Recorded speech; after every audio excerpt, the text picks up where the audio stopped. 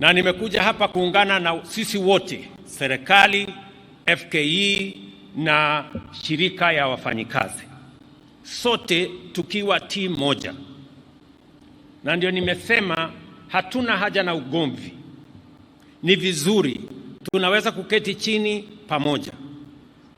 Tunataka kujieleza kwa njia ya taratibu, bila ya msukosuko ama bila ya kupigana, kwa sababu inawezekana tukubaliane.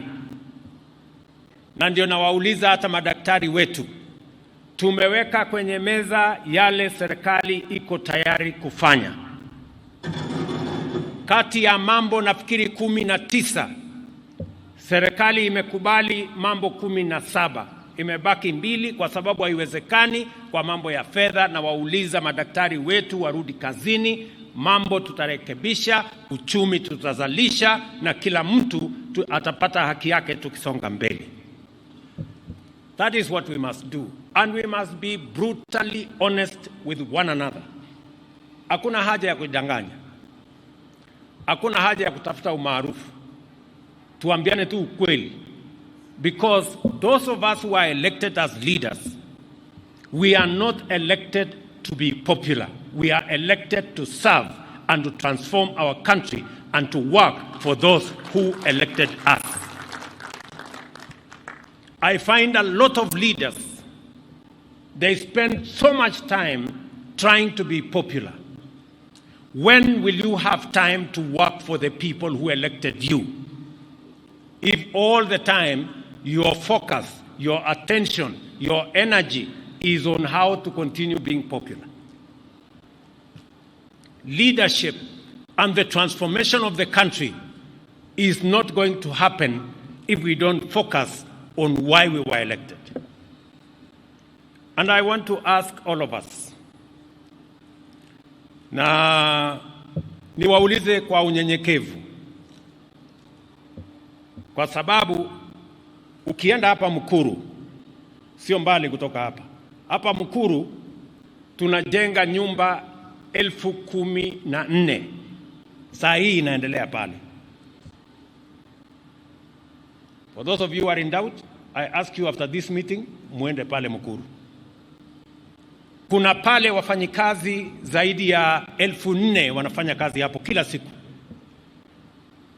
Hapa Nairobi tunataka kujenga nyumba kati ya 50,000 na 70,000 kila mwaka.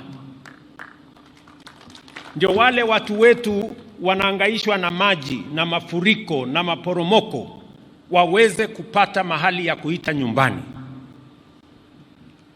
Niliwaambia inawezekana Mkenya mwenye analipa shilingi 3,000 tuwe na nyumba iko na choo, iko na maji, iko na stima, nyumba ya gorofa, lakini ni ya shilingi 3,000. Ule mjamaa ameketi kwa mabati, leo mahali kuna mafuriko anaweza kupata nyumba hiyo, na hiyo ndio mpango yetu kama serikali.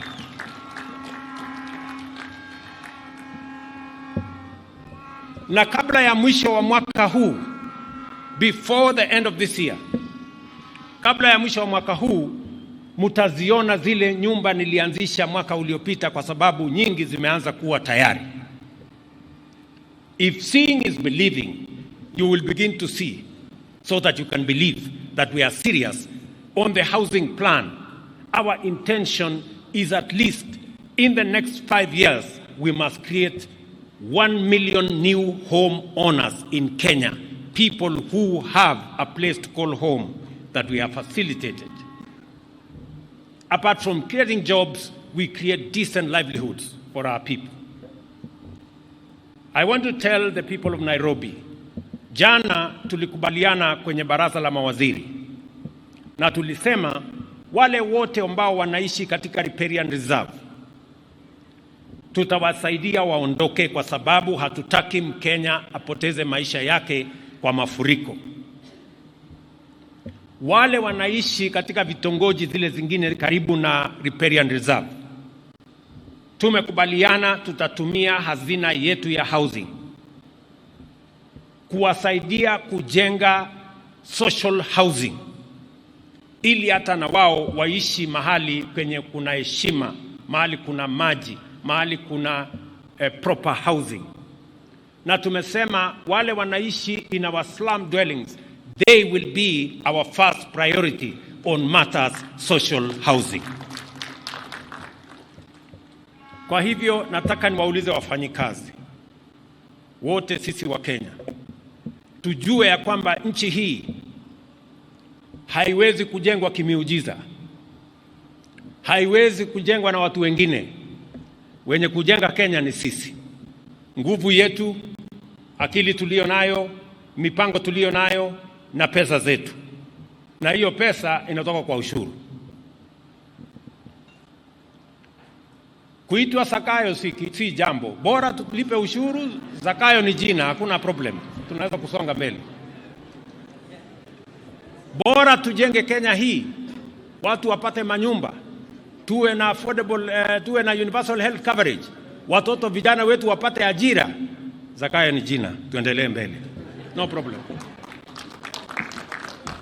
Kwa sababu tutakuwa tunajidanganya, na tumejidanganya muda mrefu, ya kwamba nchi inaweza kujengwa na madeni kutoka